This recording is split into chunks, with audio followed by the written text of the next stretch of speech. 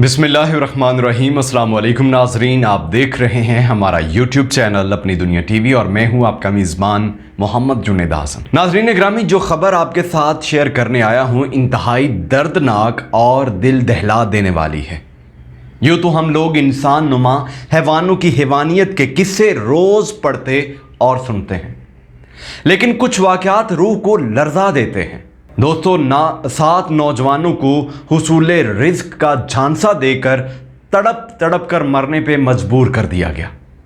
सिर्फ 1,68,000 रुपए की खातिर मेरे भाई और दीगर करीबी रिश्तेदारों समेत 7 अफराद को अजियतनाक मौत के मुंह में धकेल दिया गया। ये कहना था पंजाब के वस्ती शहर गुजरांवाला की तहसील वजीराबाद से ताल्लुक़ रखने वाले राना जाहिद हुसैन का, जिनके ख़ानदान के 7 में से 3 अफराद ज़िला चागी में गैर रिवायती रास्तों से ईरान जाने की कोशिश के दौरान भूखो प्यास की कमी की वजह से जान की बाजी हार गए। लेकिन घर वालों को इन अफराद की मौत का इल्म 3 हफ्ते बाद उस वक्त हुआ जब इन तीनों में से एक शख्स के शनाख्ती कार्ड की तस्वीर सोशल मीडिया पर वायरल हुई थी। नाज़रीन ग्रामी, ज़िला चागी की तहसील ताफ्तान के असिस्टेंट कमिश्नर मोहम्मद हुसैन ने बताया कि 3 दिन की मुसलसल कोशिशों के बाद 2 अफराद की लाशों को बरामद किया गया, जो कि 3 हफ्ते से ज़्यादा सहरा में पड़े रहने की वजह से 65% तक डिकम्पोज हो चुकी थी। दोनों लाशों को बुध और जुमेरात की दरमियानी शब कोयटा में लवाहिकीन के हवाले कर दिया गया और जुमे की सुबह उनकी अपने अपने इलाकों में तदफीन हुई। नाज़रीन, आपको बताऊं कि इन बदनसीबों पर क्या बीती। ये 7 अफराद एक बेहतर मुस्तकबिल का ख्वाब लेकर पंजाब से रवाना हुए थे, लेकिन वीज़े की हुसूल में मुश्किलात की वजह से उन्होंने इन गैर रवायती रास्तों का इंतखाब किया था, जहां से इंसानी स्मगलर्स लोगों को गैर कानूनी तौर पर ले जाते हैं। राना जाहिद हुसैन का कहना था कि इन 7 अफराद में उनके 6 रिश्तेदार थे। ये लोग 3 अगस्त को पंजाब से रवाना हुए और चागी पहुंचने के बाद 5 अगस्त को वहां से ईरान की जानिब रवाना हुए थे। नाज़रीन ग्रामी, राना जाहिद हुसैन के बकौल इनके भाई सज्जाद की कोयटा के एक एजेंट से इस हवाले से बात हुई और मामला 11,000 रुपए फीकस के हिसाब से तय हुआ कि वो एजेंट इन्हें ताफ्तान के बॉर्डर से ईरान दाखिल करवा देगा। मजमूई तौर पर 10 अफराद ने ईरान जाना था और एजेंट से 1,10,000 रुपए में मामला तय पा गए थे। राना जाहिद का कहना था कि उनका भाई सज्जाद और भांजा मोहम्मद बिलाल और एक इनका रिश्तेदार मोहम्मद खलीक दीगर 7 अफराद के हमरा 5 अगस्त को कोयटा पहुंचे, जहां पर इनकी मुलाकात एजेंट से हुई, जो इन्हें गाड़ी के जरिए नौखंडी के रास्ते ताफ्तान बॉर्डर की तरफ लेकर गए। रास्ते में इन 10 अफराद ने उस एजेंट को 11,000 रुपए फीकस के हिसाब से अदा किए तो राना जाहिद के बकौल उस एजेंट ने कहा कि उसका सौदा तो 35,000 रुपए फीकस के हिसाब से हुआ था।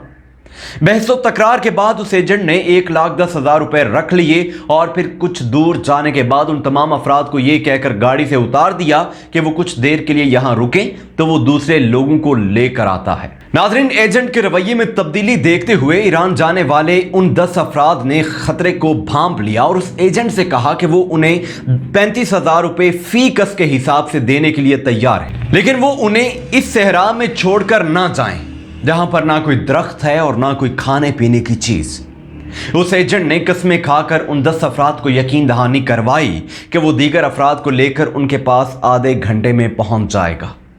उन्होंने कहा कि ये 10 अफराद उस एजेंट का इंतजार करते रहे और आधा घंटा तो गया, वो अगले 36 घंटों में भी नहीं आया। नाज़रीन ग्रामी, जिला चागी का शुमार बलोचिस्तान के उन इलाकों में होता है जिसकी तवील सरहद ईरान और अफगानिस्तान दोनों से लगती है। इसके ज्यादातर इलाके सहरा और रेगिस्तान पर मुश्तमिल हैं। बिलखुसूस गर्मियों में दिन को शदीद गर्मी पड़ती है, जिसमें सफर करना इंतहाई मुश्किल होता है। असिस्टेंट कमिश्नर ताफ्तान मोहम्मद हुसैन ने बताया कि चागी पहुंचने के बाद ये लोग एक गाड़ी में सरहद की जानिब रवाना हुए थे। इलाके से वाकफियत ना होने की वजह से ये लोग एक दूसरे से ना सिर्फ अलग हुए थे बल्कि शदीद गर्मी में प्यास और भूख की वजह से इनकी हालत खराब हो गई थी। इन अफराद के पास खाने पीने को भी कोई सामान नहीं था और जो थोड़ा बहुत सामान इनके पास था वो एजेंट अपनी गाड़ी में ही ले गया था। नाजरीन, इस दौरान यानी 7 अगस्त को जब इन अफराद को भूख और प्यास ताने लगी तो वो खाने की तलाश में 2-2 करके मुख्तलिफ सिमतों में चले गए। لیکن کچھ دور جا کر جلد ہی ناکام ہو کر واپس آ گئے کیونکہ ان میں آگے جانے کی سکت نہیں تھی۔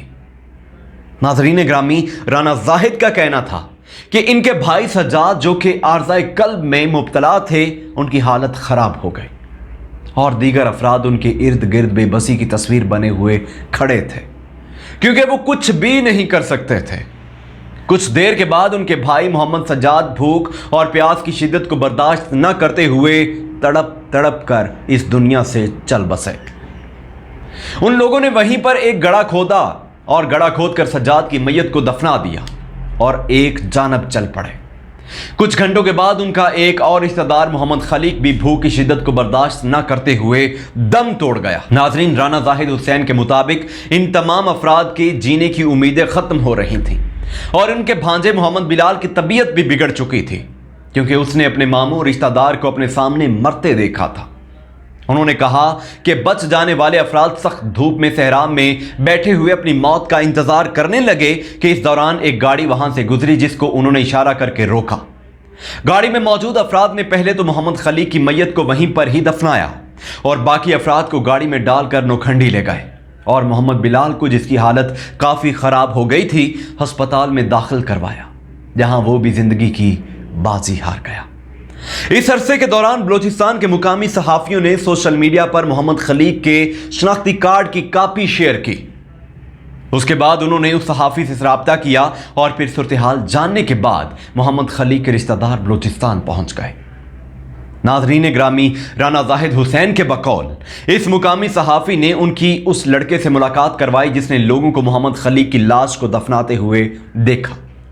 اس لڑکے کی نشاندہی پر محمد خلیق کی لاش کو تلاش کر کے اس کی میت کو ان کے آبائی علاقے میں لا کر دوبارہ سپرد خاک کیا گیا۔ اسسٹنٹ کمشنر تفتان نے بتایا کہ بلال اور سجاد علی کی لاشیں ایک دوسرے سے اندازاً 2 سے 2.5 کلومیٹر دور ملی تھیں۔ ناظرین، اب مرنے والوں کے گھر والے کہتے ہیں کہ اگر ہمیں ان حالات کا علم ہوتا تو ہم اپنے بچے نہ بھیجتے، لیکن سچ تو یہ ہے کہ ایسی لاتعداد کہانیاں ہم سنتے ہیں اور جانتے ہیں، لیکن پھر بھی ہم خود ایسے ظالم انسانی سمگلر ڈھونڈتے ہیں اور ان کے ہاتھوں مرنے کے لیے اپنے بچے بھیج دیتے ہیں۔ دوستو، زمینی راستے سے پاکستان سے غیر قانونی طور پر بیرون ملک جانے کی کوشش کرنے والوں کو سب سے پہلے انسانی سمگلر ایران لے جاتے ہیں۔ ایران کے بعد وہ ترکی پہنچتے ہیں، جبکہ ترکی سے یونان میں داخل ہو کر یورپی ممالک کا رخ کرتے ہیں۔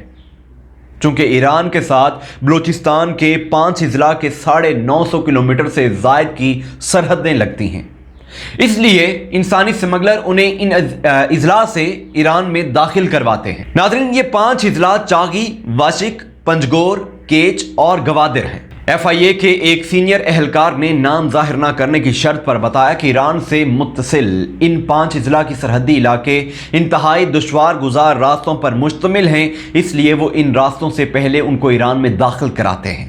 FIA کے اہلکار نے بتایا کہ انسانی سمگلر اب لوگوں کو پاکستان کے مختلف علاقوں سے کوئٹہ لاتے ہیں اور پھر یہاں سے ان کو گاڑیوں کے ذریعے چاغی لے جایا جاتا ہے۔ ناظرین، بے روزگاری زیادہ ہونے کے ساتھ ساتھ پاکستان میں معاوضے انتہائی کم ہوتے ہیں، اس لیے لوگ بہتر روزگار اور معاوضوں کی تلاش میں یورپی ممالک جانے کی کوشش کرتے ہیں۔ دوستو، جب تک پنجاب میں انسانی سمگلروں کے خلاف مؤثر کارروائیاں نہیں کی جاتی، اس وقت تک انسانی سمگلنگ کا خاتمہ ممکن نہیں ہے۔ حکومت وقت اور ذمہ دار اداروں کو آنکھیں کھولنی ہوں گی۔ آخر کب تک انسانی سمگلر چند روپوں کی خاطر ماؤں کے لال صحراؤں اور پہاڑوں میں مرواتے رہیں گے؟ آخر کب ہمارے ملک کے حالات ایسے ہوں گے کہ یہاں کا نوجوان باہر کے ملکوں کا خیال دل سے نکال سکے؟